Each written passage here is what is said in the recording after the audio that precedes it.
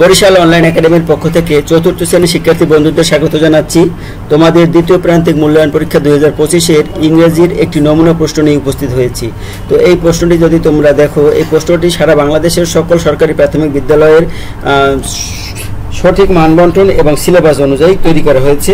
এই প্রশ্নটি তৈরি করা হয়েছে তোমাদের সিলেবাসের 30 থেকে 53 পৃষ্ঠার মধ্য থেকে। তো বন্ধুরা, তোমরা যদি এই প্রশ্নটি একটু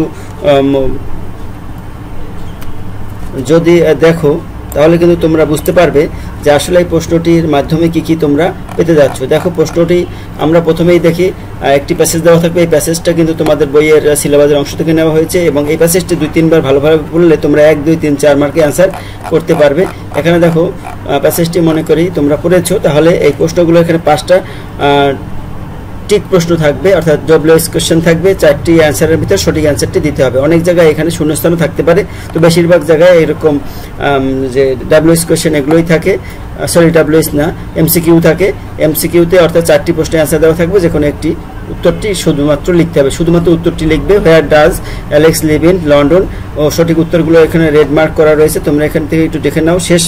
শেষ যে অ্যান্সারটি রয়েছে, হোয়াট ডাজ হেবা হ্যাভ সামটাইমস, হেবা মাঝে মাঝে কি করে, এটা অ্যান্সারটা আমরা একটু নিচ থেকে যদি দেখি।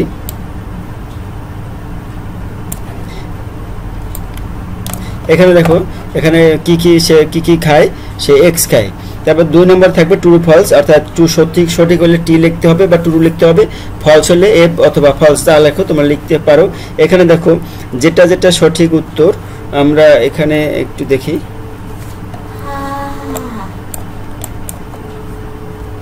সমস্যা আছে।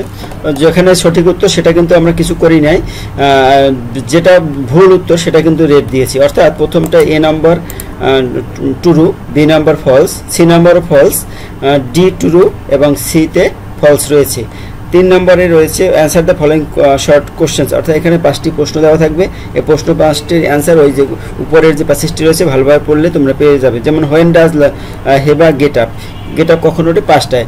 হেবা গেটস আপ অ্যাট 5 o'clock, এটা তোমরা প্যাসেজটি থেকে পেয়ে যাবে।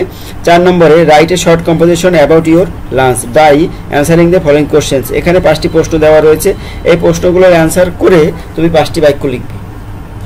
ইউর লাঞ্চ, তুমি প্যারাগ্রাফের নাম লিখবে, মাই লাঞ্চ বা মাই লাঞ্চ আমার দুপুরের খাবার।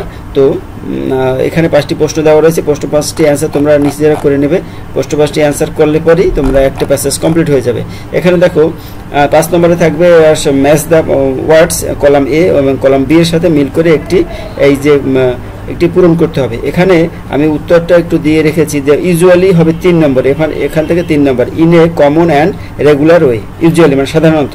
তারপর ফেভারিট মানে হবে 6 নম্বর। 6 নম্বর কি? ফেভারিট হলো লাইকড মোর দ্যান আদার্স, অর্থাৎ প্রিয়, সবচেয়ে বেশি পছন্দের। গুঁড়ো জন্মানো, এখানে হবে 2 নম্বর টু প্ল্যান্ট। তারপর এইখানের শব্দগুলোর সাথে এখানের কিন্তু অর্থ বুঝতে হবে যে এই ওয়ার্ডগুলোর অর্থ এই পাশে দেওয়া হয়েছে। ব্রেড অর্থ রুটি, এখানে 7 নম্বরে a type of food made from flour, অর্থাৎ আটা ময়দা থেকে এক প্রকারের রুটি বানানো হয়। ড্রিঙ্ক অর্থ খাওয়া। 4 নম্বরে, এখানে 4 নম্বরে to take and slow liquid substance. আর ই নম্বরটা এখানে খুঁজে পাচ্ছি না, ই নম্বরে এটা এখানে ঢুকে গেছে যে কোনোভাবে। তো 6 নম্বরে দেখো রাইট, এখানে 5টা থাকবে সম্ভবত, 2, 3, 4, 5টাই তো আছে, এটাই শেষ।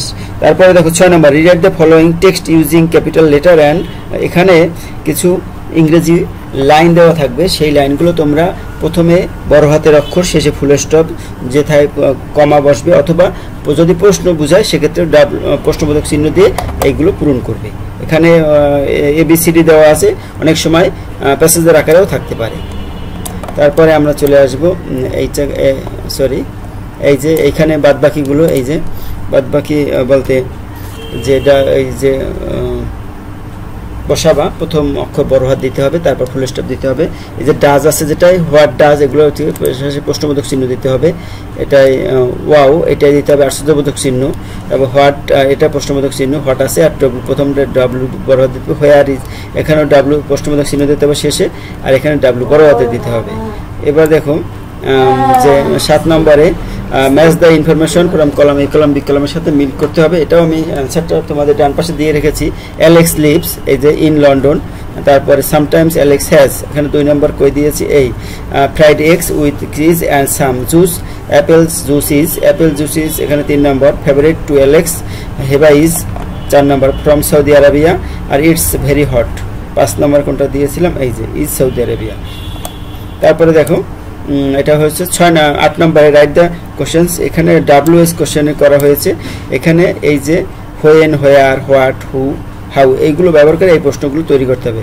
Dash is your father, what is এখানে আমরা হোয়াট দিতে পারি, what is your father. Dash old is your brother, how old হবে এখানে হাউ ওল্ড হবে, বসের সময় হাউ বসে। তারপর dash do you to go to school, when এখানে কখন তুমি স্কুলে যাবে, হোয়েন বসবে। তারপর dash are your from, where are you from তুমি কোথা থেকে এসেছো। আর শেষে dash helps sick people, who helps sick people কে অসুস্থ রোগীদের সেবা করে। এবারে আসবো আমরা 9 নম্বরে। 9 নম্বর রয়েছে উপরের দিকে, একটু আমরা একটু খুঁজে যাই। উপরের দিকে 9 নম্বরের প্রশ্নটি রয়েছে। 9 নম্বরে হলো এই যে দেখতে পাচ্ছ rewrite the correct form of verbs, অর্থাৎ রাইট ফর্ম অফ ভার্বস। এখানে হি গোস টু হবে, he goes to third person singular মানে গোয়ের লাগে ইএস যোগ হয়। হি হেল্পস, এই হেল্পের সাথে এস যোগ হবে। এখানেও third person singular. Can I help, এখানে ইউ, এখানে হেল্পই থাকবে, আর কিছু চেঞ্জ হবে না। We need to go shopping, এখানে টু এর পরে মেইন ভার্ব হয়, সুতরাং গো এর কোনো চেঞ্জ নেই।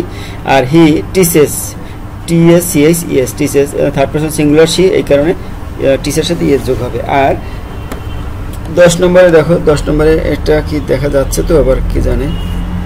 10 নম্বরে দেখো একটু বেরিয়ে যাচ্ছে মনে হয়,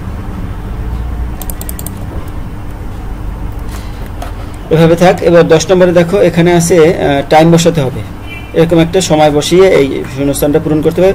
এখানে ABCD দিয়ে লিখলেও চলবে। I am Zakir, I start my reading evening activities at, evening activities সন্ধ্যাকালে আমি লেখাপড়া শুরু করি। অ্যাট এখানে একটা টাইম বসাতে হবে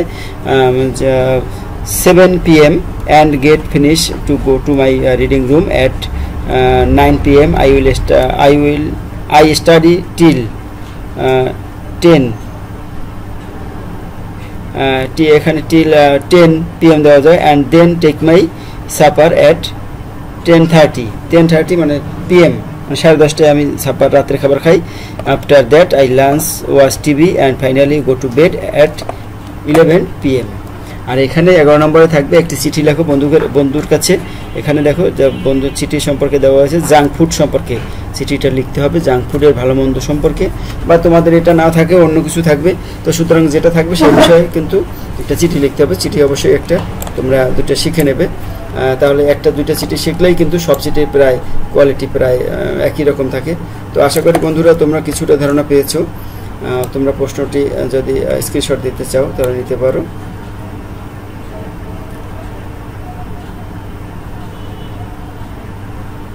ভালো লাগলে অবশ্যই লাইক কমেন্টস করে জানাবে এবং শেয়ার করে বন্ধুদের দেখার সুযোগ করে দেবে। ধন্যবাদ সবাইকে।